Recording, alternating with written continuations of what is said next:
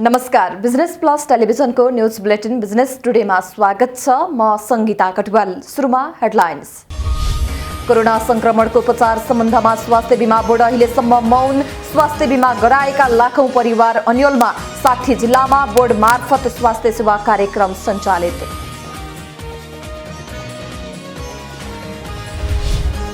दुई महिनामा करिब 78 अर्ब बढी वैदेशिक ऋण प्रतिबद्धता।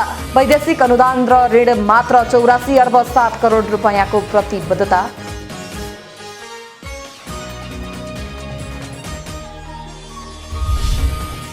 अझै 6वटा स्थानीय तहमा बैंकका शाखा पुग्न बाँकी। प्रदेश 2 गण्डकी र लुम्बिनी प्रदेशका सबै स्थानीय तहमा बैंकका शाखा।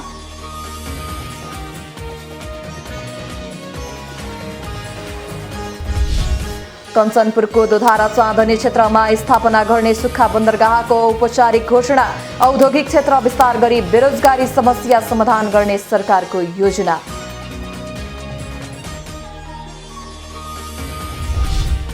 र आइतबार शेयर बजार परिसूचक नेप्से 4.72 अङ्कले घट्यो। 196 कम्पनीका 1 करोड 6 लाख किता शेयर 2 अर्ब 93 करोड बढीमा कारोबार।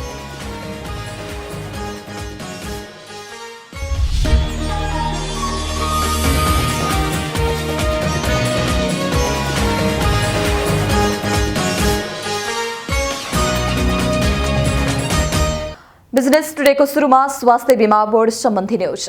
कोरोना संक्रमणको उपचारको सम्बन्धमा स्वास्थ्य बीमा बोर्ड अहिलेसम्म मौन रहँदा बीमा गराएका लाखौं परिवार अन्योलमा परेका छन्। सरकारले कोरोना संक्रमणको उपचार संक्रमितले आफ्नै खर्चमा अथवा कोरोना बीमाबाट प्राप्त हुने रकमबाट गर्नुपर्ने बताइसकेको छ। तर नेपालमा 60वटा जिल्लामा स्वास्थ्य बीमा बोर्ड मार्फत आधारभूत स्वास्थ्य सेवाका लागि कार्यक्रम सञ्चालित छ। स्वास्थ्य बीमा ऐन 2074 अनुसार स्वास्थ्य बीमा गरेको व्यक्ति कुनै पनि रोगबाट बिरामी भएमा बोर्डले बीमाङ्क रकमसम्मको खर्च बेहोर्नुपर्छ। यस्तो अवस्थामा स्वास्थ्य बीमा गरेका कुनै पनि नागरिकले कोरोना उपचार गराउँदा बोर्डले भुक्तानी दिनुपर्ने देखिन्छ। तर अहिलेसम्म यस सम्बन्धमा बोर्डले कुनै पनि निर्णय गरेको छैन। यो बिमा भनेको चाहिँ कोरोनाको लागि भनेर भन्दा पनि एज अ होल जनरल रोगहरूको लागि नै पहिला सुरु गरेको बिमा हो हैन। आवश्यक पर्दाखेरि चाहिँ स्वास्थ्य सेवा पाउनको लागि भनेर 3500 रुपैयाँ तिरेपछि 5 जनाले रु 1 लाखसम्मको स्वास्थ्य सेवा पाउने भन्ने हो। अब अहिले कोरोनाको सन्दर्भमा चाहिँ के भयो भने सुरुमा चाहिँ कोरोनाको सबै उपचारहरू नेपाल सरकारले फ्री गरेको अवस्था थियो। त्यही भएर चाहिँ बिमाले त्यसलाई हेर्नुपर्ने जस्तो अवस्था पनि थिएन, किनभने दुईतिरबाट हेर्दाखेरि डुप्लिकेसन हुने भन्ने सम्भावना छ। स्वास्थ्य बीमा ऐन 2074 को दफा 6 मा स्वास्थ्य बीमा कार्यक्रममा समावेश नहुने सेवा बाहेकका कुनै पनि रोगको उपचारमा भुक्तानी गर्नुपर्ने हुन्छ। तर बोर्डले बिक्री गरेको बीमा पोलिसी र सरकारको पछिल्लो नीतिले बीमा पोलिसी खरिद गरेका र कोरोना संक्रमणमा परेका व्यक्ति समेत मारमा परेका छन्। चालू आर्थिक वर्षको पहिलो 2 महिनामा सरकारलाई झण्डै 78 अर्ब रुपैयाँ वैदेशिक ऋणको प्रतिबद्धता प्राप्त भएको छ। अर्थ मन्त्रालयका अनुसार 2 महिनामा 77 अर्ब 72 करोड रुपैयाँ वैदेशिक ऋणको प्रतिबद्धता प्राप्त भएको छ। यस्तै 6 अर्ब 35 करोड रुपैयाँ वैदेशिक अनुदानको प्रतिबद्धता प्राप्त भएको मन्त्रालयले जनाएको छ। 2 महिनामा वैदेशिक अनुदान र ऋण गरेर 84 अर्ब 7 करोड रुपैयाँको प्रतिबद्धता प्राप्त भएको छ। यो अघिल्लो वर्षको 2 महिनाको तुलनामा 581% धेरै हो। कुल प्रतिबद्धता मध्ये ऋणको हिस्सा 92.4% रहेको छ भने अनुदानको हिस्सा 7.6% रहेको छ। अघिल्लो आर्थिक वर्षको साउन र भदौमा वैदेशिक ऋणको प्रतिबद्धता नै प्राप्त भएको थिएन। अब 6वटा स्थानीय तहमा मात्रै बैंकिङ पहुँच पुग्न बाँकी रहेको छ। देशभरका 753 स्थानीय तह मध्ये भदौसम्म 747 तहमा वाणिज्य बैंकहरूको शाखा पुगेको नेपाल राष्ट्र बैंकले जनाएका छन्। 2076 भदौसम्म 739 स्थानीय तहमा मात्रै वाणिज्य बैंकहरूको शाखा पुगेका थिए। यस अवधिमा जम्मा 8वटा स्थानीय तहमा मात्रै बैंकको पहुँच विस्तार भएको हो। नेपाल राष्ट्र बैंकको तथ्याङ्क अनुसार प्रदेश नम्बर 1 अन्तर्गत रहेका 137 स्थानीय तह मध्ये 136 स्थानीय तहमा बैंकिङ पहुँच पुगेको छ। प्रदेश नम्बर 2 अन्तर्गत रहेका 136 स्थानीय तह मध्ये 136 वटै स्थानीय तहमा बैंकिङ पहुँच पुगेको छ। बागमती प्रदेश अन्तर्गत रहेका 119 स्थानीय तह मध्ये 117 स्थानीय तहमा बैंकिङ पहुँच पुगेको छ। गण्डकी प्रदेश अन्तर्गत रहेका 50 स्थानीय तह मध्ये 85 वटै वटै स्थानीय तहमा बैंकिङ पहुँच पुगेको छ। यसैगरी लुम्बिनी प्रदेश अन्तर्गत रहेका 109 स्थानीय तहमध्ये 109 वटै स्थानीय तहमा बैंकिङ पहुँच पुगेको छ। कर्णाली प्रदेश अन्तर्गत रहेका 79 स्थानीय तहमध्ये 78 स्थानीय तहमा बैंकिङ पहुँच पुगेको छ र कर्णाली प्रदेश अन्तर्गत रहेका 88 स्थानीय तहमध्ये 86 स्थानीय तहमा बैंकिङ पहुँच पुगेको छ। नेपाल राष्ट्र बैंकबाट इजाजत प्राप्त बैंक तथा वित्तीय संस्थाहरूको संख्या भदौ मसान्तमा 149 कायम भएको छ। यस अनुसार 27 वाणिज्य बैंक, 19 विकास बैंक, 21 वित्त कम्पनी, 81 लघु वित्त वित्तीय संस्था र 1 पूर्वाधार विकास बैंक सञ्चालनमा रहेका छन्। बैंक तथा वित्तीय संस्थाहरूको शाखा संख्या असार मसान्तमा 9765 रहेकोमा भदौ मसान्तमा 9851 पुगेको। बैंक तथा वित्तीय संस्था गाभिने तथा प्राप्ति सम्बन्धी प्रक्रिया सुरु गराए पश्चात भदौ मसान्तसम्म कुल 207 बैंक तथा वित्तीय संस्थाहरू मर्जर प्राप्ति प्रक्रियामा सामेल भएका छन्। यसमध्ये 157 संस्थाको इजाजत खारेज हुन गई 50 संस्था कायम भएका छन्। बिजनेस टुडेमा पालो भएको छ ब्रेकको।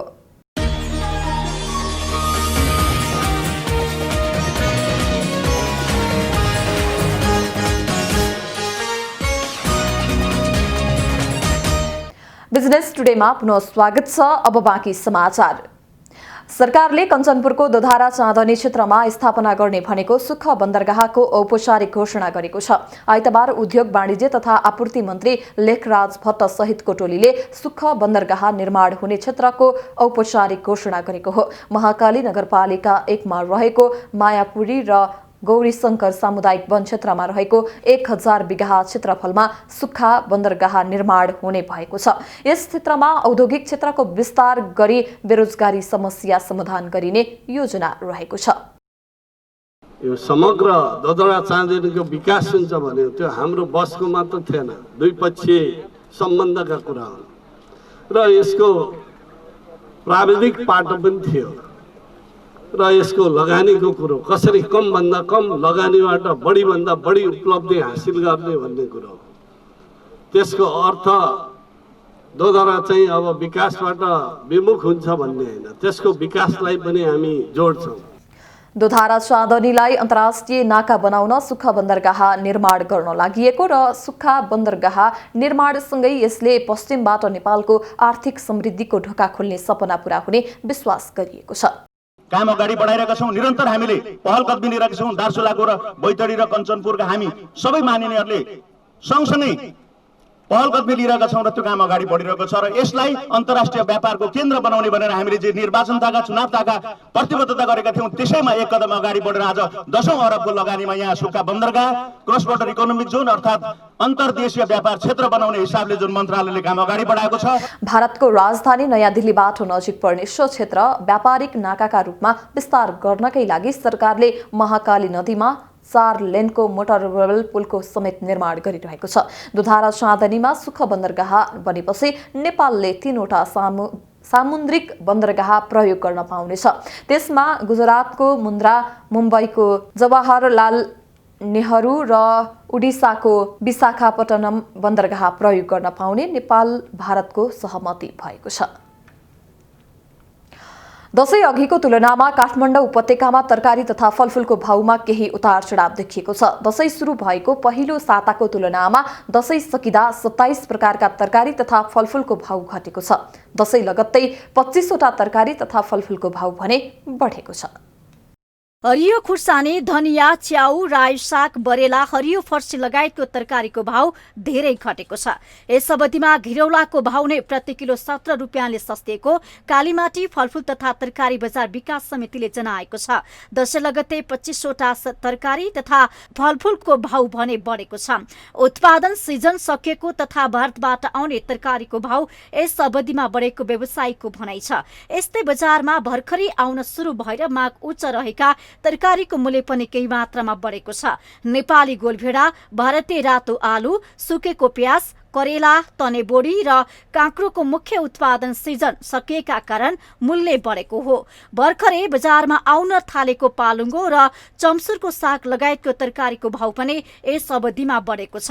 बजार विकास समितिको तथ्याङ्क अनुसार दशैं अघि र पछिको अवधिमा 10 वटा तरकारी तथा फलफूलको मूल्य भने स्थिर छ। टनेलको सानो गोलभेडा, मकै बोडी, पाकेको फर्सी, भिन्डी, भारतीय स्याउ, गुन्द्रुक लगायतका तरकारीको थोक मूल्यमा भने कुनै फरक देखिएको छैन। दशैंको पछिल्लो 15 दिनमा कालीमाटी फलफूल तथा तरकारी बजारमा 67,47,000 किलो तरकारी तथा फलफूल र माछा भित्रिएको छ, जसमध्ये 54 लाख किलो हरियो तरकारी मात्रै छ। कार्तिक पहिलो साता दैनिक कम्तीमा 3 लाखदेखि 6 लाख किलोसम्म तरकारी भित्रिएको बजारमा दशैं अवधिमा निकै कम मात्रामा तरकारी भित्रिएको थियो। औसत 7 लाख किलो तरकारी भित्रिने बजारमा दशैंभरि 1,57,000 देखि 3 लाख किलोसम्म मात्रै तरकारी भित्रिएको थियो। दशैं बिदा सकेपछि भने बजारमा तरकारीको आयात बढेको छ। कार्तिक 13 गते बजारमा 14,13,000 किलो तरकारी आएको थियो। यस्तै 14 गते 3,92,000 किलो र 15 गते 4,62,000 किलो तरकारी बजारमा आएको थियो। भारतले प्याज निर्यातमा रोक लगाएपछि नेपाली बजारमा चीनबाट प्याज आयात हुन थालेको छ। लसुन र फलफूलसँगै ट्रायलका रूपमा व्यवसायीले थोरै मात्रामा बजारमा चिनिया प्याज ल्याएको बजार विकास समितिले जनाएको छ। ठूलो दाना र अलि धेरै पानी हुने भएकाले उपभोक्ताले कम मात्रामा चिनिया प्याज खरिद गरेको छ। पटक पटक बन्द हुँदै खुल्दै गरेको नेपाल चीन बीचको उत्तरी नाका तातोपानी सुक्खा बन्दरगाह कोभिड-19 रोकथामका लागि स्वास्थ्य मापदण्ड अपनाई सुचारू भइरहेको छ।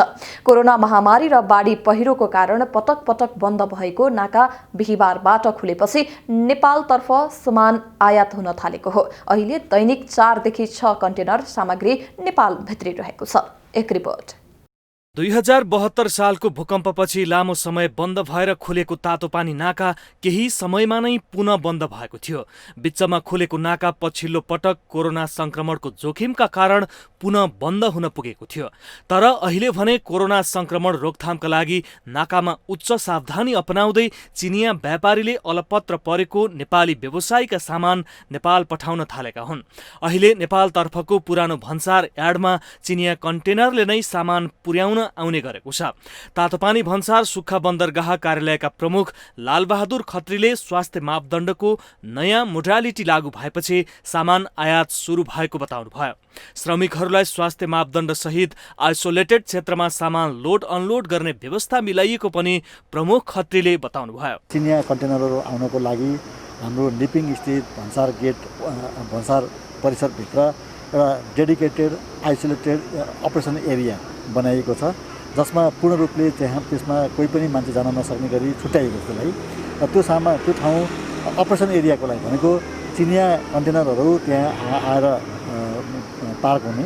अहिले मितेरी पुल वारीसम्म चिनिया कन्टेनरले सामान ल्याइदिने गरेका छन्। चिनिया पक्षले नेपालको पुरानो भन्सार यार्डमा सामान ल्याइदिने र त्यहाँबाट चिनिया कन्टेनर फर्किएपछि मात्रै नेपाली कामदार र नेपालको कन्टेनर जाने व्यवस्था मिलाइएको छ। लामो समय नाका सञ्चालन नहुँदा स्याउ लगायतका खाद्य सामग्री आयात गर्ने व्यापारी मर्कामा परेका थिए। आफूहरूले आयात गरेको स्याउ 3 लटसम्म कुहिएको व्यापारीहरूले बताएका छन्। अब भने नाका निरन्तर खुल्नुपर्ने उनीहरूको माग छ। नाकाले गर्दाखेरि हामी स्याउ व्यवसायहरूलाई चाहिँ धेरै नै मारौँ परेको छ। 3 चोटि तपाईँको स्याउ कुहिएको अवस्था छ। घरि नाका खुल्यो भन्छ, नाका खुलेर पनि पूर्ण रूपमा चाहिँ खुलेको छैन। अब कहिले खुल्यो भनेर चाहिँ माथिबाट हामीले चाइनाबाट सामान हालेर यहाँ आइसकेपछि पारी आइसकेपछि कहिले स्थानीय स्तरको चाहिँ विवादले गर्दाखेरि त्यो सामान फर्काउनु पर्ने अवस्था आयो। खुल्ने बन्द गर्ने खुल्ने बन्द गर्दा चाहिँ व्यापारीलाई धेरै मार्ग परेछ। सिजनको सामान पुगेको छैन है, अनि कुहिने सामानहरूमा धेरै घाटा पऱ्यो, धेरै फाल्नु पऱ्यो। अब अहिले फेरि तेस्रो पल्ट नाका खुल्दैछ, यसमा हामी खुसी छौँ, खुल्नु चाहिँ होइन, तर निरन्तर रूपले खोलिदिनु पऱ्यो भन्ने हाम्रो आग्रह छ। नाका सञ्चालनमा आउँदा स्थानीय बासिन्दालाई समेत रोजगारीको अवसर हुने भएकोले नाका निरन्तर खुल्नुपर्ने स्थानीय श्रमिकहरूले बताएका छन्। सामान लोड गर्ने नेपाली श्रमिकलाई क्वारेन्टिनमा राखिएको छ भने प्रत्येक 14 दिनमा PCR परीक्षण गर्ने व्यवस्था मिलाइएको छ। हामी यताबाट हामीले सबै मिलाएको अनुसारले हामी काम गर्नु जाने सबैको 3टा टिममा चाहिँ विभाजित भएको छौँ र 3जना चाहिँ 10 जनाको टिम बनाएर सबैजना एक आपससँग टच नहुने अनि त्यहाँ काम गर्दाखेरि पनि सबै अब स्वास्थ्यहरू सावधानीहरू अपनाएरै अहिले सञ्चालन हुन लागिरहेछ। अब यो सञ्चालन चाहिँ अब सधैँभरि भइदिएदेखि हाम्रो कुनै अर्को स्थानीयहरूलाई पनि कामहरू पाउने सम्भव, रोजगारहरू पाउने सम्भव हुन्थ्यो। तर यो नाकाहरू कहिले बन्द हुने कहिले खोल्ने, त्यही भएर अलिकति गाह्रो भइरहेछ। हामी चाहिँ गाह्रो अवस्थामा अहिले हामी काटिरहेको छौँ। नेपालतर्फका सवारी साधनहरू सामान लिन जानको लागि अनिवार्य निर्मलीकरण गर्नुपर्ने व्यवस्था पनि मिलाइएको छ। नाका खुलेसँगै दैनिक 4 देखि 6 वटा कन्टेनरसम्म सामान आयात भइराखेको भन्सार कार्यालयले जनाएको छ। बिजनेस टुडेमा पालो भएको छ ब्रेकको।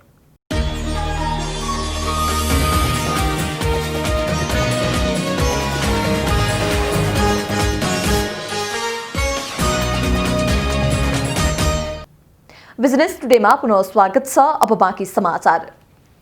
बैंकिङ समूहमा ह्रास आउँदा शेयर बजार सूचक सामान्य प्रभावित भएको छ।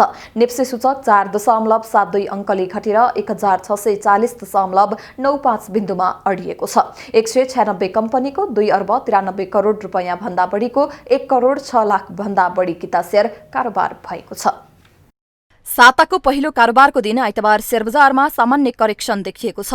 आइतबार 4.72 अङ्कले घटेर नेप्से सूचक 1640.96 बिन्दुमा झरेको छ।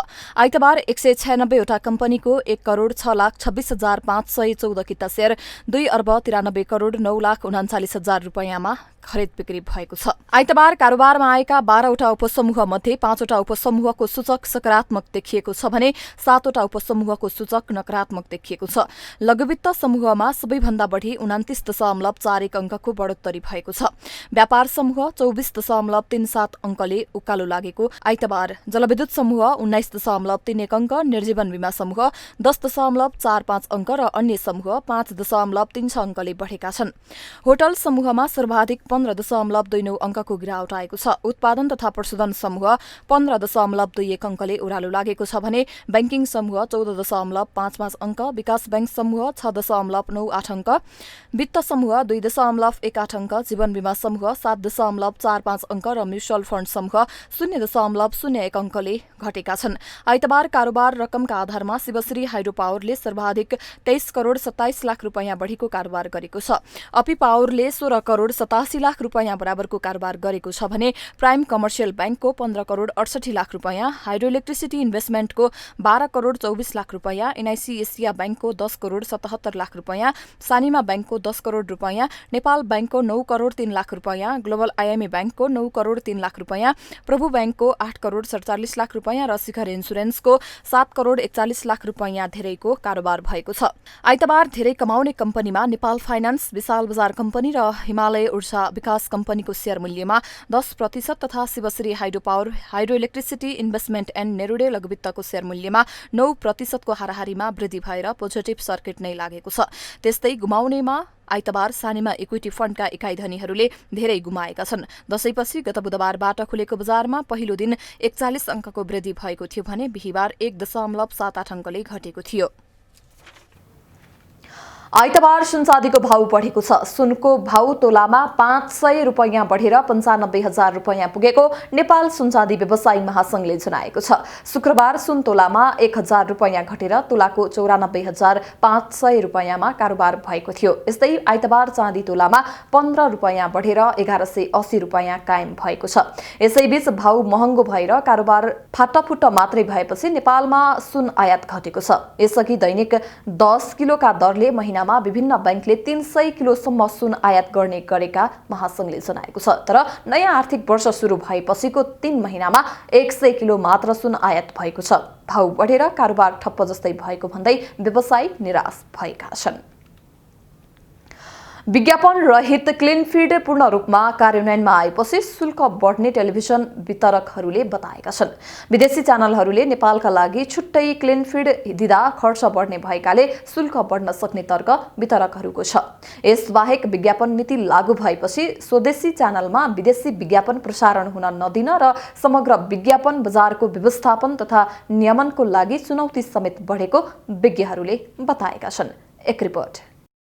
नेपालमा प्रसारण हुने विदेशी टेलिभिजन प्रसारणमा विज्ञापन रहित क्लिन फिड नीति लागू भएको 1 साता पुगेको छ। तर कतिपय च्यानलहरूले क्लिन फिडका लागि आवश्यक उपकरण जडान गरि नसक्दा प्रसारण बन्द छ। क्लिन फिडका लागि प्रयोग हुने उपकरणको लागत उच्च हुने, सञ्चालन लागत र स्याटेलाइटको लागत बढ्ने भएकोले ग्राहकले तिर्नुपर्ने शुल्क पनि बढ्न सक्ने टेलिभिजन वितरकहरूले बताएका छन्। नेपाल केबल टेलिभिजन व्यवसायी महासङ्घका अध्यक्ष ध्रुव शर्माले क्लिन फिडका लागि टेलिभिजन प्रसारकहरूले प्रविधिमा ठूलो लगानी गर्नुपर्दा खर्च बढेको बताउनुहुन्छ। त्यसैले ग्राहकले तिर्नुपर्ने शुल्क पनि अहिलेको भन्दा बढ्ने उहाँको भनाइ छ। सरकारले आधारभूत सेवा शुल्क निर्धारण गर्ने र विदेशी च्यानललाई प्याकेजमा हेर्न पाउने व्यवस्था नगरे ग्राहकले तिर्नुपर्ने शुल्क निकट भविष्यमा नै बढ्ने अध्यक्ष शर्माले बताउनुभयो। आधारभूत प्याकेज बाहेकका च्यानलहरूमा मनपर्ने च्यानल मात्र हेर्न पाउने सुविधा नदिने हो भने अहिलेको शुल्कमा 25 देखि 30% वृद्धि हुने उहाँको भनाइ छ। डेफिनेटली अब ती विदेशी कन्टेन्टहरुमा पनि तपाईको अब चाहिँ कस्ट बढेको अवस्था छ। अब पैसाको शुल्क बढाउने मात्र त्यसमा दुई मात्रै रहेन।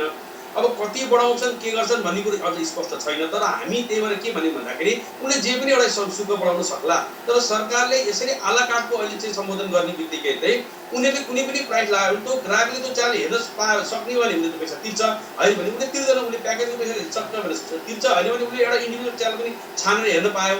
क्लिन फिड लागू हुनुभन्दा पहिले अधिकांश विदेशी च्यानल डाउनलिङ्क अनुमति लिएर प्रसारण गर्दै आएका थिए। तर क्लिन फिड लागू हुँदा दुवैतर्फ खर्च बढ्ने भएकोले भविष्यमा शुल्क बढाउनु पर्ने अवस्था आउनेमा वितरकहरूले जोड दिएका हुन्। तर अहिले क्लिन फिडका कारण कतिपय विदेशी च्यानल बन्द भएकोले तत्कालका लागि शुल्क बढाइहाल्नुपर्ने अवस्था नरहेको पनि उनीहरूको भनाइ छ। नेपाल विज्ञापन सङ्घका अध्यक्ष रविन्द्र कुमार रिजाल शशीले विदेशी टेलिभिजन प्रसारणमा क्लिन फिड लागू भए पनि नेपाली टेलिभिजनबाट डब विज्ञापन प्रसारण भइरहेकोले चुनौती अझै पनि बाँकी रहेको बताउनुभयो। नेपाली टेलिभिजन प्रसारकहरूले कुनै पनि विदेशी डब विज्ञापन र विदेशी भाषाको विज्ञापन बजाउन पाउँदैनन्। सरकारले 2076 कार्तिक 8 गतेदेखि विज्ञापन नीति लागू भए पनि नेपाली टेलिभिजनहरूले डब विज्ञापन बजाइदिँदा चुनौती थपिएको उहाँको भनाइ छ। तर विज्ञापन बोर्डले यसको व्यवस्थापन सहजै गर्ने विश्वास रिजालको छ। नेपाली मिडियाले नै पनि तपाईको चाहिँ यो कानुन पूर्णतः लागू भइसकेपछि पनि डब एडहरू प्रसारण गरिदिरहनु त्यो पनि अर्को ठाडो चुनौती देखिन्छ। किनभने नेपाल सरकारले अब कारबाही गरिहाल्ने कि बन्द गरिहाल्ने कि थुनिहाल्ने कि अथवा चाहिँ सचेतना पत्र मात्र दिने हो भन्ने कुरोको चाहिँ एउटा जहिले पनि खड्किन्छ। किनभने तपाईको दुईटा च्यानलले चाहिँ नि डब एड बजाइदिने, अरूले चाहिँ क्लिन फिड गर्ने भन्दाखेरि त्यो अन्तर्विद्रोहको कुरो हुन सक्छ। सञ्चार विज्ञ लक्ष्मण हुमागाईले भने विज्ञापन क्षेत्र अत्यन्त प्राविधिक विषय भएकोले चुनौती धेरै भएको बताउनु भयो। विज्ञापन बोर्ड सामु विज्ञापनदाता, विज्ञापन एजेन्सी, विज्ञापन कर्ममा लागेका व्यक्तिहरू, उद्योगपति, व्यापारीहरू र उपभोक्ता गरी 5 वटै पक्षलाई समन्वय गर्नुपर्ने प्रमुख चुनौती रहेको उहाँको भनाइ छ। त्यस्तै समग्र विज्ञापन बजारको अनुगमन गर्नुपर्ने चुनौती पनि रहेको छ। त्यसैले बोर्डमा व्यावसायिक व्यक्तिहरू संलग्न हुनुपर्ने हुमागाईले बताउनुभयो। पहिलो कुरा त यो अत्यन्त प्राविधिक विषय छ। यो विज्ञापन सम्बन्धी विषय अत्यन्त प्राविधिक विषय छ। यहाँ 5 वटा पक्षको संलग्नता छ। विज्ञापनदाता, विज्ञापन एजेन्सी, विज्ञापन कर्ममा लागेका व्यक्तिहरू, उद्योगपति, व्यापारीहरू र उपभोक्ता भन्दा यो 5 पक्षलाई समन्वय गर्नुपर्ने एउटा महत्त्वपूर्ण चुनौती छ। अर्को समग्र विज्ञापन बजारको अनुगमन गर्नुपर्ने चुनौती अर्को छ। त्यति मात्र होइन, यसले त सरकारको एउटा मिडिया क्याम्पेन सञ्चालन गर्नुपर्ने। सरकारले 2076 कार्तिक 8 गतेदेखि विज्ञापन नीति लागू गरेपछि क्लिन फिड कार्यान्वयनमा ल्याउनका लागि 1 वर्ष अर्थात् 2077 कार्तिक 7 गतेसम्मको समय सीमा दिएको थियो। कार्तिक 7 गतेपछि क्लिन फिड लागू भएको छ। तर आवश्यक तयारी नपुगेको भन्दै अधिकांश विदेशी च्यानलहरू बन्द छन्। त्यसैले नेपाली टेलिभिजनमा प्रसारण हुने विदेशी विज्ञापन र विज्ञापन रहित विदेशी च्यानलको व्यवस्थापन तथा नियमन र शुल्क व्यवस्थापनमा विज्ञापन बोर्डका लागि चुनौती धेरै रहेको छ। बुलेटिनको अन्त्यमा अहिलेसम्मका हेडलाइन्स। कोरोना संक्रमणको उपचार सम्बन्धमा स्वास्थ्य बीमा बोर्ड अहिलेसम्म मौन। स्वास्थ्य बीमा गराएका लाखौं परिवार अन्यलमा। 60 जिल्लामा बोर्ड मार्फत स्वास्थ्य सेवा कार्यक्रम सञ्चालित।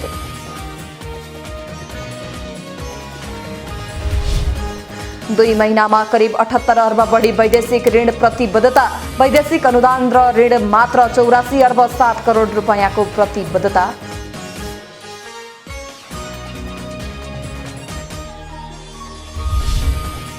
अझै 6वटा स्थानीय तहमा बैंकका शाखा पुग्न बाँकी। प्रदेश 2 गण्डकी र लुम्बिनी प्रदेशका सबै स्थानीय तहमा बैंकका शाखा।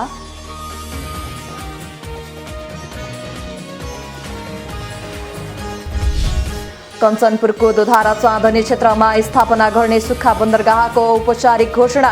औद्योगिक क्षेत्र विस्तार गरी बेरोजगारी समस्या समाधान गर्ने सरकारको योजना।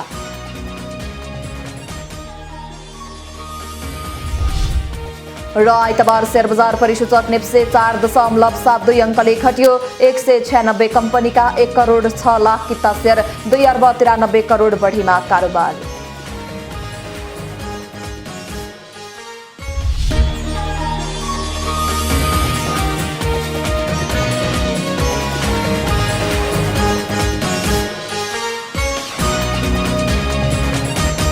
बिजनेस टुडे अहिलेलाई यति नै। हेर्दै रहनुहोला business plus television. Business plus, business first. नमस्ते।